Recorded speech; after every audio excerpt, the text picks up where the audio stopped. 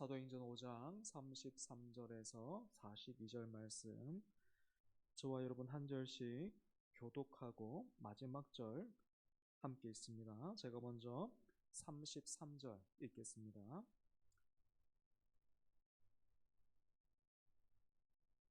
그들이 듣고 크게 노하여 사도들을 없이 하고자 할세.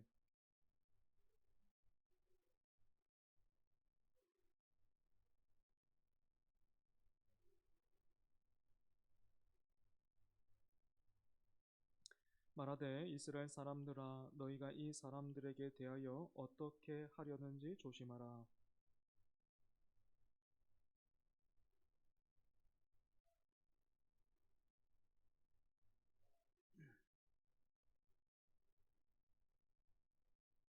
그 후 호족할 때에 갈릴리의 유다가 일어나 백성을 꾀어 따르게 하다가 그도 망한즉 따르던 모든 사람들이 흩어졌느니라.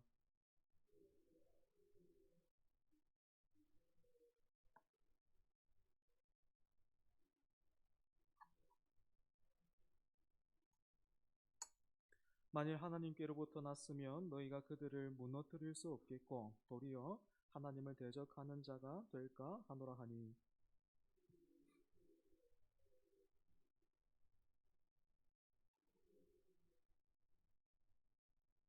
사도들은 그 이름을 위하여 능욕받는 일에 합당한 자로 여기심을 기뻐하면서 공회 앞을 떠나니라.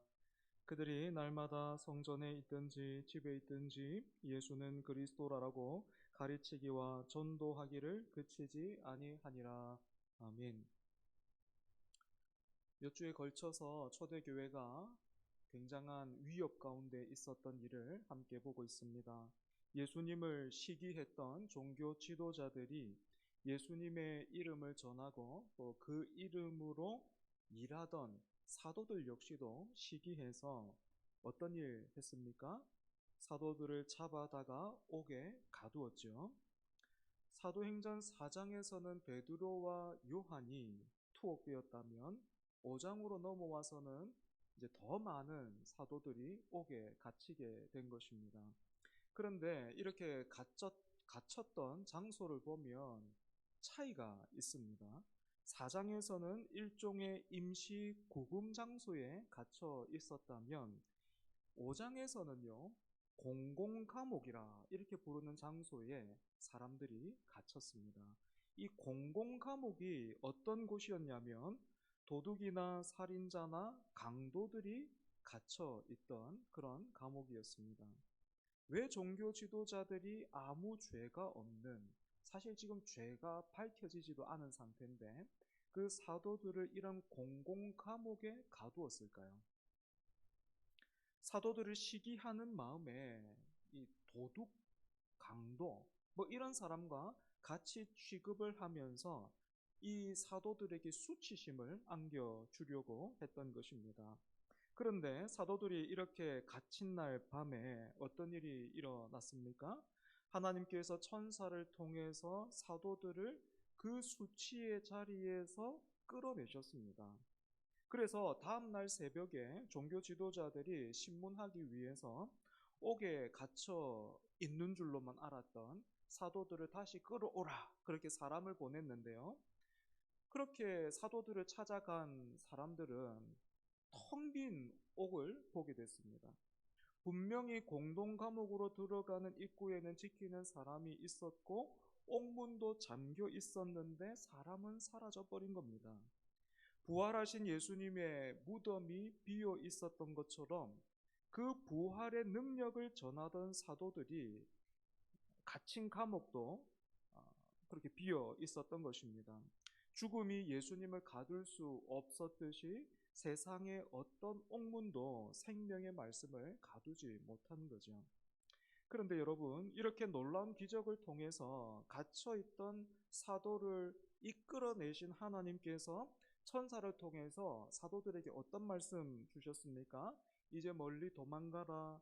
어디로 가면 내가 말과 식량과 또 사람들을 준비해 놨으니까 어서 가라. 그러면 거기서 안전할 것이다. 이렇게 말씀하지 않고 성전에 서서 이 생명의 말씀을 다 백성들에게 말하라 하셨습니다. 방금 호랑이 굴에서 나왔는데 다시 호랑이 굴로 들어가라 하신 것입니다. 여러분은 이런 명령에 순종할 수 있겠습니까? 저 같았다면 줬다가 뺏는 것 같아가지고 너무 당황했을 것 같고 제 귀를 의심했을 것 같습니다. 그런데 사도들은 마치 아브라함이 이삭을 바치라 하신 하나님의 그 명령에 순종했던 것처럼 이 말씀에 사도들이 곧바로 순종했어요. 한 사람도 반대하거나 망설이는 사람이 없었고 이 말씀을 받은 사람들이 다 순종했습니다. 어떻게 사도들은 이 말씀에 순종할 수 있었을까요? 박대영 목사님이 쓰신 사도행전 강해서가 있습니다. 그 책의 내용을 제가 한번 인용해 보겠습니다. 사도들에게 자신들이 옥 안에 있는지 옥 밖에 있는지보다 중요한 것은 자신들이 부활하신 그리스도 안에 있는지 여부였습니다. 그들에게 축복은 자신들이 어떤 처지에서든지 이 생명의 복음, 부활의 복음을 전할 수 있는 사람이 되는 것이었습니다. 복음을 전한 후에 얻는 어떤 대가, 즉 좋은 평판이나 안락한 삶이나 안전에 대한 보장 같은 것이 그들이 생각하는 보상의 전부는 아니었습니다. 심지어 믿는 자들이 늘어나는 것도 마땅히 보장받은 결과가 아니었습니다. 사도들은 주 안에서 영생을 누리며 사는 것, 그것을 축복이라고 생각했던 사람들입니다.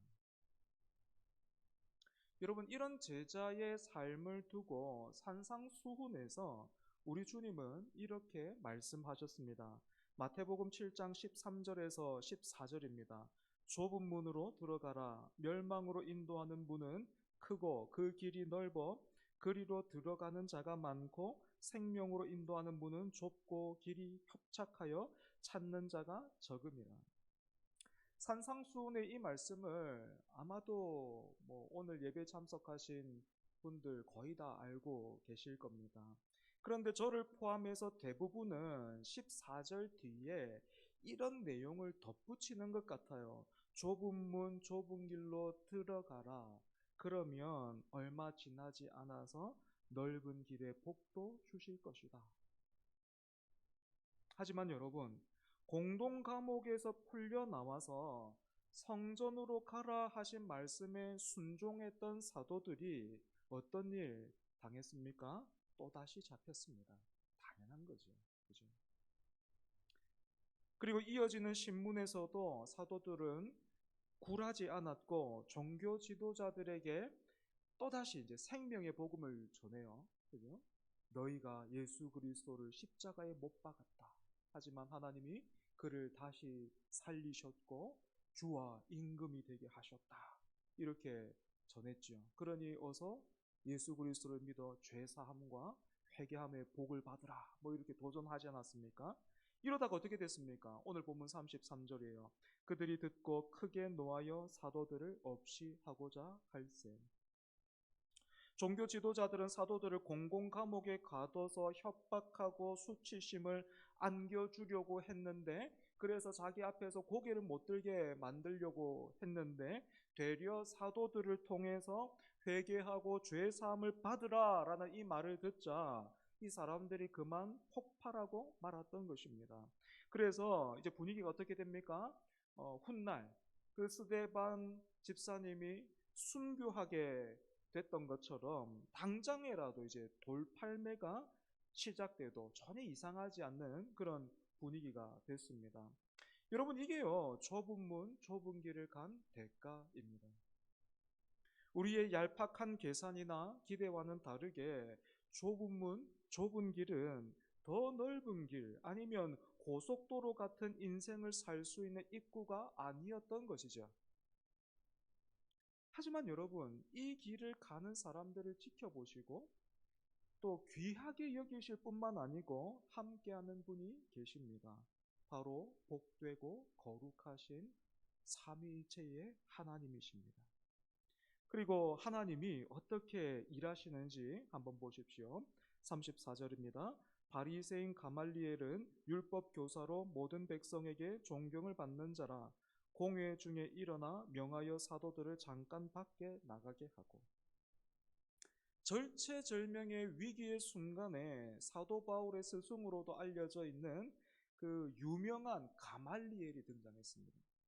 방금 읽은 34절을 가만히 보면요, 짧은 구절이기는 한데 가말리엘이 어떤 사람이었는지 굉장히 축약해서 우리에게 잘 보여주고 있습니다.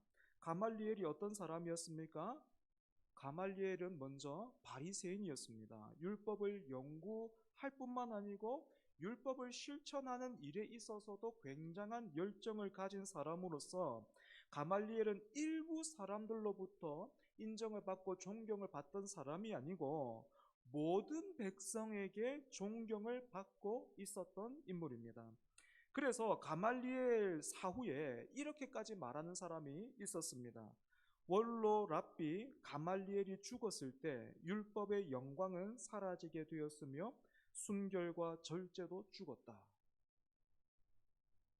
이렇게 한 분야의 최고의 자리에서 엄청난 영향력을 가지고 있었던 가말리엘은 또한 사내들인 공회의 일원이기도 했습니다. 지금 우리로 치자면 국회의원 이 정도 되겠죠, 그죠?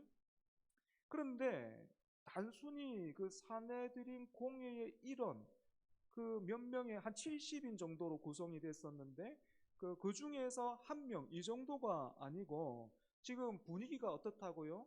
이 사도들을 이제 막 죽일 수 있는 그런 막 분노가 들끓는 그런 상황이었는데 가말리엘이 딱 나서자 어떻게 됩니까? 다 이 분위기가 확 잡히죠, 그죠? 그 들끓는 분노를 한 번에 진화시킬 수 있는 권위가 있었습니다. 여러분, 가말리엘에 대해서 알면 알수록 어떻습니까? 우리가 그리고 또 기대하는 성공의 삶, 성공한 삶과 대단히 흡사하죠. 그런데 여러분, 이런 인물이 왜 갑자기 등장했겠습니까? 비록 34절에는 하나님이라는 이름이 보이지는 않지만 천사를 보내서 감옥에 있던 사도들을 구원하신 하나님께서 죽음의 위기에 몰려 있었던 사도들을 이 가말리엘, 율법의 화신이라고 부를 수 있는 이 사람을 통해서 하나님이 또 돌보고 계신 거예요. 물론 가말리엘은 이 사실을 알지 못했겠죠. 35절부터 시작되는 가말리엘의 그 발언을 보면 표면적으로는 굉장히 이성적이고 합리적이고 옳은 결정을 내리고 있고 또 사도들과 교회에 비교적 좋은 마음을 가지고 있는 그런 사람이었던 것처럼 보이지만 여러분, 그렇지가 않습니다. 깊이 들여다보면 가말리엘 역시 넓은 문, 넓은 길로 가던 사람이었음을 우리는 알 수 있습니다. 구체적으로 가말리엘이 어떤 사람이었습니까? 첫 번째로 가말리엘은요, 진리 앞에서 중립을 선택했습니다. 가말리엘은 사도들이 전한 십자가와 부활의 복음이 진정으로 참인지 거짓인지를 알아보려거나 아니면 판단하지 않았고 시간이 알려줄 것이다 하면서 미뤄버렸습니다. 물론 어떤 인물은 시간이 지나면서 재평가를 받는 그런 일이 있기도 하죠. 이건 당시에도 마찬가지여서 가말리엘은 드다라는 사람과 갈릴리의 유다라는 사람을 예로 들었습니다. 우리 주변에도 한때는 참 신실하고 본이 되던 목회자가 시간이 지나서 어느 순간에 부끄러운 모습을 보여주기도 하고 반대로 망나니 같았던 사람이 개가 천선하는 모습을 보여주기도 합니다. 그런데 여러분, 한 가지 분명히 짚고 넘어가야 할 것이 있습니다. 시간이 가려주는 것은 사람의 됨됨이 문제지 진리 그 자체가 아니다라는 사실입니다. 어제는 돌이었던 것이 오늘은 금으로 바뀌거나 오늘은 금이었는데 시간이 지나자 돌로 바뀌는 일이 없듯이 진리는 시간이 만들어주는 것이 아니고 시간이 증명해주는 것도 아닙니다. 진리는 시간 이전부터 영원까지 진리인 거예요. 그래서 진리 앞에서는 두 가지 반응밖에 있을 수는 없습니다. 진리를 거부하거나 아니면 진리를 받아들이거나 이 두 가지 반응밖에는 없습니다. 마태복음 12장 30절을 보면 우리 주님도 나와 함께 아니하는 자는 나를 반대하는 자요 나와 함께 모으지 아니하는 자는 해치는 자니라 하셨습니다. 그렇기 때문에 가말리엘이 비록 사도들을 살려주는 결정에 영향을 미치기는 했지만 시간을 가지고 우리 한번 두고 봅시다 라는 이 태도는요 불신앙인 거예요. 여러분 이게요 넓은 문 넓은 길의 무서움입니다. 넓은 길은 사람을 죽이기 위해서 위협하지 않아요. 그 길을 가는 사람을 위협하지 않는단 말입니다. 단순히 조금 더 생각해보라, 성급하게 결정하지 마라, 믿어도 적당하게 믿어라, 너무 빠지면 안 된다, 이렇게 속삭일 뿐입니다. 이 속삭임에 넘어가면 어떻게 됩니까? 결단해야 할 것을 결단하지 못한 채 진리를 거부하다가 마침내는 멸망의 자리에 가게 되는 것이죠. 두 번째로 가말리엘은 누구보다 하나님을 많이 아는 듯 했지만 실제로는 하나님과 관계가 없는 사람이었습니다. 가말리엘은 율법 교사로서 명성이 대단히 높았습니다. 여러분 하나님이 율법을 주신 이유가 무엇입니까? 택하신 백성들에게 복을 주시기 위해서지요. 십계명을 여러분 다시 한번 기억해 보십시오. 그대로만 지켜서 살면 이 땅은 천국이 될 것입니다. 하지만 에덴 동산 이후로 지금까지 이 땅에 천국이 이루어진 일은 단 한 번도 없었습니다. 이것이 무엇을 말해줍니까? 이 땅에 의인은 하나도 없다라는 것이죠. 그래서 하나님이 주신 이 율법이요 사람들을 고발하기 시작했습니다. 때문에 여러분 이 율법을 통해서 율법이 고발하는 그 말을 들은 사람이라면 율법을 연구하면서 자신을 비추어 보고 내가 여기에 많이 부족하구나. 내가 그래도 한 50점, 한 6, 70점 정도 되는 줄 알았는데 그게 아니구나 하는 것을 자기 실체를 본 사람이라면 어떤 고백을 하게 되겠습니까? 그 율법을 통해서요. 마음을 다해서 나는 죄인입니다. 그래서 나에게는 구원자가 필요합니다. 이렇게 말할 수밖에 없겠죠. 이처럼 율법은 우리를 예수 그리스도께로 인도하는 역할을 해요. 그런데 율법 교사였던 가말리엘은 율법이 가리키고 있는 예수님을 알아보지 못했습니다. 사도들이 자신의 목숨을 돌아보지 않고 그 앞에서 예수님의 이름, 구원자의 이름을 선포했지만 가말리엘은 있던 자리에서 얼른 내려와서 그 앞에 엎드려 회개하지 않고 공회에 여전히 속한 채 신문하는 그 자리, 자기의 그 명성, 자기의 그 지위, 그 자리에 그대로 앉아 있었습니다. 여러분 이런 걸 보면 참 두렵지 않습니까? 하나님에 대해서 많이 아는 것과 하나님을 아는 건 전혀 다릅니다. 하나님을 아는 사람은 사도들처럼 예수 그리스도께서 가신 길을 가지만 하나님에 대해 아는 사람은 세상에서는 성공한 자리에 있어도 넓은 길을 가는 사람입니다. 세 번째로 가말리엘이 나서서 공회를 진정시켰던 근본적인 이유는요, 자신의 안위 때문이었어요. 여러분 만약에 공회의 그 의원들이 분노를 참지 못해가지고 사도들을 죽였다, 어떤 일이 일어났겠습니까? 이미 사도들을 지지하고 교회를 칭찬하던 사람들이 많았기 때문에 밀란이 일어날 수도 있었을 것이고 로마가 공회에 어떤 책임을 물어올지 알지 못하는 그런 상황이 펼쳐졌을 겁니다. 그렇다고 해서 사도들이 전하는 이 복음을 인정하거나 찬성할 수는 없으니까 그냥 시간에 맡겨보자, 좀 더 두고 보자 했던 것입니다. 여러분 여기까지 가말리엘이 어떤 사람이었는지 한번 정리해 봤습니다. 가말리엘은 성공한 사람이었고 대단히 종교적인 인물이었습니다. 하지만 넓은 길을 가면서 진리와 생명과는 상관없는 그런 인생을 살았습니다. 때문에 가말리엘의 인생은 결코 성공한 인생이라 할 수 없겠죠. 그렇다면 어떤 인생이 성공한 인생일까요? 가말리엘이 회개하고 예수님을 영접하는 대신에 존경받던 그 자기 자리, 공회의 의원, 율법 교사의 자리로 돌아갔다면 사도들은 공회에서 채찍질을 당했습니다. 아마도 유대인의 전통대로 40에 하나 감한매를 맞았을 겁니다. 쉽게 말해 죽기 직전까지 맞았던 거예요. 게다가 다시 한번 예수의 이름으로 말하지 말라라는 그런 무서운 위협도 받았습니다. 가말리엘이 예로 들었던 드다, 갈릴리의 유다, 그리고 오늘 우리 같았다면 아마도 막 여기저기에 있는 그런 상처로 인해서 사경을 헤매면서 다시는 복음을 전할 용기를 갖기 어려웠을 겁니다. 그런데 여러분 보십시오. 어떤 일이 일어났습니까? 우리 41절, 42절 같이 한번 읽어보겠습니다. 본문 41절과 42절입니다. 시작.